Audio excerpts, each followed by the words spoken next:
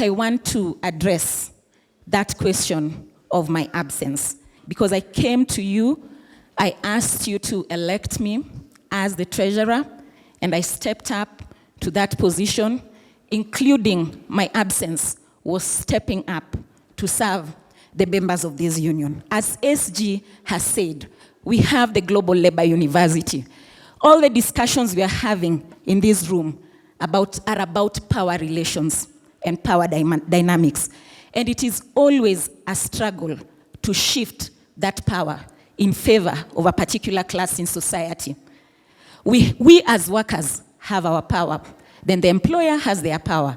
And we must always, it's a constant struggle that is constantly waged to shift that power in favor of a particular group. That is why we organize collectively to have more power to challenge the other side. The other side is very well organized.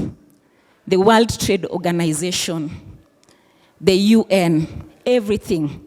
Workers only get a voice in the International Labour Organization.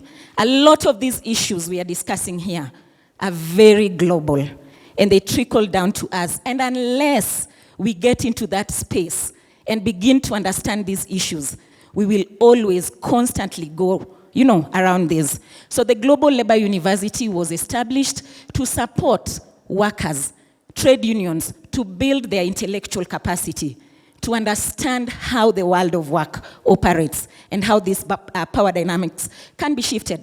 I am an alumni of the Global Labor University, together with the others who've been mentioned here. I went to South Africa when I was the branch treasurer of North Thrift, and I studied there. And it was all about labor. And we have so many other people who have gone through that training, and our leaders here in the union. And then the International Labour Organization, the Public Services International, COTU, began looking at the changing landscape of healthcare in Kenya. Do we need to build our intellectual capacity around matters labor? And a scholarship was presented. And I applied for that scholarship.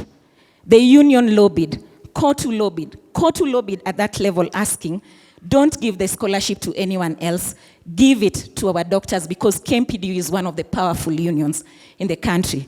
And I've been lucky to do a fellowship at Penn State University on labor and global workers' rights. And that's what I've been doing.